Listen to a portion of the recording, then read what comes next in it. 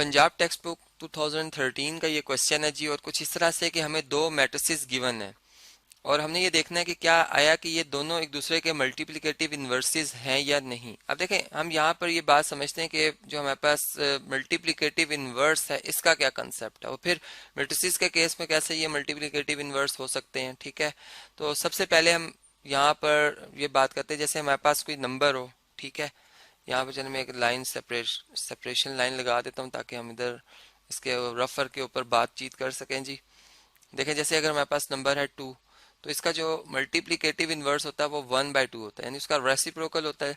और अगर हम इनको मल्टीप्लाई करें तो हमारा आंसर जो 1 आ जाता है, यानी जो कि एक ऐसा नंबर होता है कि अगर आप इस नंबर को किसी भी नंबर से मल्टीप्लाई कर दें, ख्वाह वो नेगेटिव हो या पॉजिटिव हो, वो नंबर अपनी उसी साइन में और वही नंबर रहता है, वो तब्दील नहीं होता। ठीक है, यानी इसे हम कहते हैं ये मल्टीप्लिकेटिव आइडेंटिटी है। ठीक है, M फॉर मल्टीप्लिकेटिव और I फॉर आइडेंटिटी। तो ये इस केस में फिर हम यूं समझते हैं कि जब मैंने 2 को 1/2 से मल्टीप्लाई किया तो हमारा जवाब 1 आया, और इसी तरह अगर 1/2 को 1 से मल्टीप्लाई किया जाए, सॉरी 2 से मल्टीप्लाई किया जाए, तब भी हमारा जवाब क्या आएगा, 1 ही आएगा। तो तब ये एक दूसरे के मल्टीप्लिकेटिव इन्वर्सेस कहलाते हैं। अब हम जब मैट्रिसेस की बात करते हैं तो एक मैट्रिक्स को जब हम यहाँ पर डिवाइड नहीं करेंगे, हम मल्टीप्लाई करेंगे। हम यूँ कहते हैं अगर ए मैट्रिक्स को बी मैट्रिक्स से मल्टीप्लाई किया जाए, सबसे पहले हम देखेंगे क्या ये कन्फर्मेबल है मल्टीप्लिकेशन के लिए, यानी पहले मैट्रिक्स के कॉलम्स की तादाद और दूसरे मैट्रिक्स के जो है वो रोज की तादाद। ठीक है, इसके लिए क्या होगा जी, बी के लिए इसकी रोज की तादाद जो अगर वो बराबर होगी तो हम कहते हैं कि ये मल्टीप्लिकेशन के लिए क्या है जी, ये मल्टीप्लाई का मैंने सिंबल शो किया, मल्टीप्लिकेशन के लिए कंफर्म है। ठीक है, अब जब हम ये कंफर्म कर लेते हैं तो फिर उसके बाद इन्हें मल्टीप्लाई किया जाता है, और उसका फिर सारा जो एक तरीका होगा वो हम यहाँ पे समझेंगे। तो हम ये बात कर रहे थे कि अगर मैं एक मैट्रिक्स ए को बी से मल्टीप्लाई करूं और फिर बी मैट्रिक्स को ए से मल्टीप्लाई करूं, ठीक है, दोनों सूरतों में मेरा जवाब आइडेंटिटी मैट्रिक्स आना चाहिए, यानी एक ऐसा मैट्रिक्स जो कि जिसका ऑर्डर जो है स्क्वायर मैट्रिक्स होता है। ठीक है, और दूसरी बात कि ये बिल्कुल ऐसे ही है जैसे हमने 1 के बारे में पढ़ रखा है कि 1 को किसी नंबर से भी मल्टीप्लाई करें वही नंबर दोबारा आता है। ऐसे ही अगर किसी आइडेंटिटी मैट्रिक्स को किसी ऐसे मैट्रिक्स से मल्टीप्लाई किया जाए जिससे कि ये मल्टीप्लाई हो सकता है, फॉर एग्जांपल किसी ई मैट्रिक्स से, और वो मल्टीप्लिकेशन की जो ऊपर वाली कंडीशन अगर ये सेटिस्फाई होती है तो ये इसका जवाब अगेन ई मैट्रिक्स ही आएगा। ठीक है, तो तब हम ये कहेंगे कि ए और बी एक दूसरे के क्या है जी, मल्टीप्लिकेटिव इनवर्स है। यूं मैं कहूंगा कि ए का जो मल्टीप्लिकेटिव इनवर्स होगा, ये सिंबल है जी मल्टीप्लिकेटिव इनवर्स का, ए का मल्टीप्लिकेटिव इनवर्स बी होगा, और फिर साथ ही बी मैट्रिक्स का मल्टीप्लिकेटिव इनवर्स ए हो जाएगा। ठीक है, तो अब ये बात हमें समझ में आई। अब हम इनको मल्टीप्लाई करके और फिर देखते हैं कि कैसे हमारा ये जवाब हम इधर वेरीफाई कर सकते हैं कि ये आया एक दूसरे के मल्टीप्लिकेटिव इनवर्सेस हैं या नहीं। ठीक है, हमने इनको चेक करना है, तो स्टार्ट करते हैं। हम सबसे पहले जो है वो ए मैट्रिक्स को बी मैट्रिक्स से मल्टीप्लाई करते हैं। तो सबसे पहले मैं ए मैट्रिक्स लिखूंगा जी, यहाँ पर ये हमारा ए मैट्रिक्स है, इसको यहाँ से ऐसे एज इट इज हम यहाँ पर पेस्ट कर लेते हैं जी। इसके बाद मल्टीप्लाई का सिंबल है, मल्टीप्लाई, और फिर हमारा बी मैट्रिक्स। अब हम बी मैट्रिक्स को यहाँ से इसी तरह हम सेम लिखेंगे देखकर। ठीक है, तो ये हमारा बी मैट्रिक्स आ जाएगा। अब हमने इनको अगर मल्टीप्लाई करना है तो इसका क्या रूल है ये समझना है। देखें, ए मैट्रिक्स और बी मैट्रिक्स दोनों स्क्वायर मैट्रिक्स हैं, इनका ऑर्डर अगर देखें तो नंबर ऑफ रोज, पहले हम रोज की तादाद गिनते हैं, इस तरह से रोज आती हैं और इस तरह से ऊपर से नीचे जो तरतीब होती है ये कॉलम्स होते हैं। तो ऑर्डर जो हमारे पास है इसमें 2 रोज और 2 कॉलम्स। ऐसे इस मैट्रिक्स में आप देखें तो 1 2 रोज हैं। ठीक है, और 1 2 कॉलम्स हैं, तो यहाँ पर हम 2 रोज 2 कॉलम्स ये भी शो कर देंगे। अब इसमें चूंकि ये जो 2 है ये रिप्रेजेंट कर रहा है कॉलम्स को, और ये वाला जो 2 है ये फर्स्ट 2 ये रोज की तादाद को रिप्रेजेंट कर रहा है, जो कि हमने देखा कि इक्वल है। ठीक है, तो हम यूं कहेंगे कि अब ये मल्टीप्लिकेशन के लिए क्या है जी, कन्फर्मेबल है, ये दोनों बराबर हो गए। तो इसलिए अब हम यहाँ पर लिखेंगे मल्टीप्लिकेशन इज पॉसिबल। ठीक है, अब जब ये स्टेटमेंट हम लिख लेते हैं उसके बाद अब हमने मल्टीप्लाई करना है। ठीक है, अब मल्टीप्लाई का क्या रूल होगा उसको भी हमने समझना होगा, और चलें इसी इन्हीं जो मैंने यहाँ पे ये नोट किया इसी को मैं यहाँ पे दोबारा कॉपी करूंगा जी, क्योंकि हमने इसी को आगे कंटिन्यू जो है करना है। यहाँ से स्क्रॉल डाउन कर लेते हैं स्क्रीन को, ये जी हमारे मैट्रिसेस आ गए, इनको हमने मल्टीप्लाई करना है। अब देखें इसमें आपने जो जो आंसर में आएगा मैट्रिक्स, ठीक है, अगर मैं उसकी बात करूं तो सबसे पहले हम उसके ऑर्डर को भी समझ सकते हैं यहाँ से। यानी अगर उसका ऑर्डर देखा जाए तो उसमें रोज की तादाद इतनी होगी जितनी के पहले मैट्रिक्स में रोज की तादाद है। कितनी है जी? 2 है। तो हम इसका ऑर्डर पहले लिख देते हैं, यहाँ पे 2 रोज हैं। और कितने कॉलम्स होंगे जी? जितने बी मैट्रिक्स में कॉलम्स हैं, कितने हैं? 2 हैं। यहाँ पे 2 लिख दिया हमने। अब इन्हें हमें मल्टीप्लाई करना है। कैसे?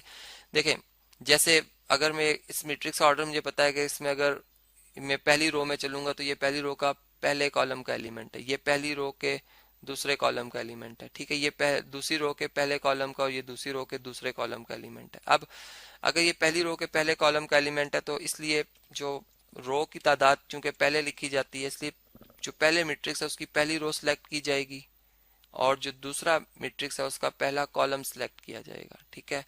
यानी R1 को C1 से मल्टीप्लाई करके R1 C1 यानी पहली रो पहले कॉलम की जगह पे यहाँ पे दर्ज किया जाएगा। अब इन्हें मल्टीप्लाई कैसे करना है? इसका रूल ये होता है कि जो हमारे पास फर्स्ट एलिमेंट है फर्स्ट से मल्टीप्लाई होता है। यानी यहाँ पर अगर मैं इस तरह से हम एक शेप बना दें, देखें अगर आप, तो ये 7 की एक शेप बनती है, या चलें इसको हम L की शेप कहें, कॉर्नर इस तरह से बनता है, ठीक है। अब इसमें जो पहला एलिमेंट है -1, ये मल्टीप्लाई होगा -5 से, ठीक है। तो -1 मल्टीप्लाई बाय -5, यहाँ पर हमने नोट कर लेना है इसे। यहाँ पर बल्कि मैं लाइंस जो है मैंने जो ड्रॉ की हैं इनको मैं ट्रेस करना चाह रहा हूँ जी। -1 को हमने जब मल्टीप्लाई किया किससे जी? -5 से, यह आ गया हमारे पास। फिर हमने इनको ऐड करना है। देखें, जैसे मल्टीप्लिकेशन में अगर मैं सिंपल बात करूँ कि मैं अगर एक एक यानी 2 में अगर 3 टाइम ऐड करूं या 2 को सिंपल 3 से मल्टीप्लाई कर दूं तो मेरा आंसर 6 आएगा। इस तरह भी 6 आएगा। यानी एडिशन में जब सेम नंबर रिपीट कर रहा होता हम उसे उतने टाइम जितनी टाइम वो रिपीट करता मल्टीप्लाई करते हैं। तो इसी तरह अब यहाँ पे जो ये मल्टीप्लीकेशन है, अगर यहाँ पर कोई सिंबल नहीं लिखा तो आप प्लस ही करेंगे, यानी यहाँ सब्ट्रैक्शन का कोई कंसेप्ट नहीं बनता। हम प्लस करेंगे, हाँ अलग बात है कि नंबर के साथ नेगेटिव साइन आ रहा है तो वो क्या हो जाएगा जी? नेगेटिव पॉजिटिव नेगेटिव हो जाएगा। अब ये देखें, सेकंड जो आपके पास एलिमेंट होगा वो सेकंड से मल्टीप्लाई होगा, यानी 3 को हमने -2 से मल्टीप्लाई करना है। तो यहाँ पर ये हमारे पास आ जाएगा जी 3 और इसको हमने मल्टीप्लाई किया है -2 से, ठीक है। इसी तरह अब हमारे पास ये फर्स्ट रो में, अब चूंकि इसमें 2 कॉलम्स है तो दूसरे कॉलम की एंट्री भी लिखनी है। अब -1 जो है ये मल्टीप्लाई होगा, यहाँ पर अगर हम देखें तो ये दूसरा कॉलम है, ठीक है। ये कॉलम नंबर 2 आ रहा है। तो ये -1 जो है वो मल्टीप्लाई होगा -3 से।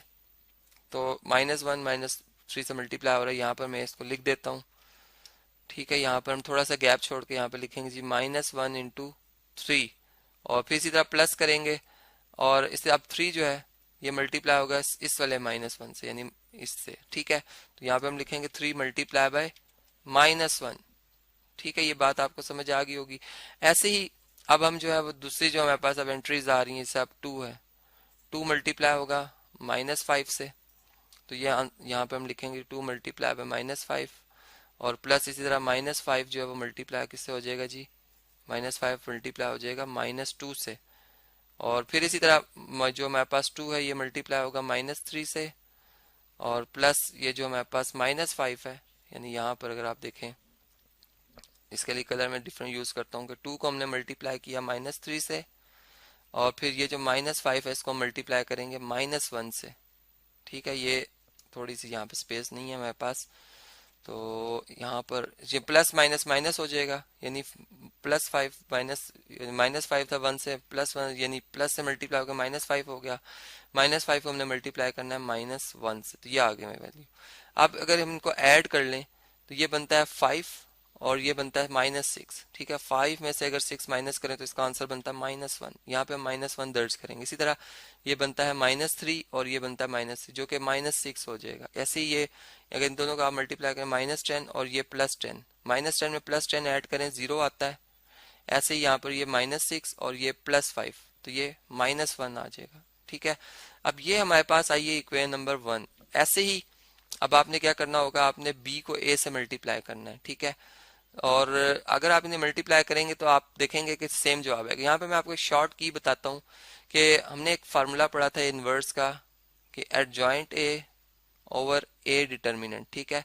अगर मैं इस फार्मूला से a का इनवर्स फाइंड करूँ तो a डिटर्मिनेंट जो मेरे पास आता है वो आप अगर देखें तो -5 को -1 से मल्टीप्लाई करें 5 आता है और 2 को अगर इससे मल्टीप्लाई करें तो ये हमारे पास -6 आता है, यानी -1 आता है, ठीक है। और इसका अगर एडजॉइंट ले लिया जाए यानी इनकी जगह बदल दी जाए और फिर यहाँ पर इनकी जगह बदल दी जाए और इनके साइन बदल दिए जाए और फिर -1 से डिवाइड करें तो ये मैट्रिक्स नहीं आता। इसका मतलब ये दोनों एक दूसरे के मल्टीप्लिकेटिव इन्वर्सेस नहीं होंगे। आपका ए बी और बी ए का जो आंसर है वो डिफरेंट आएगा।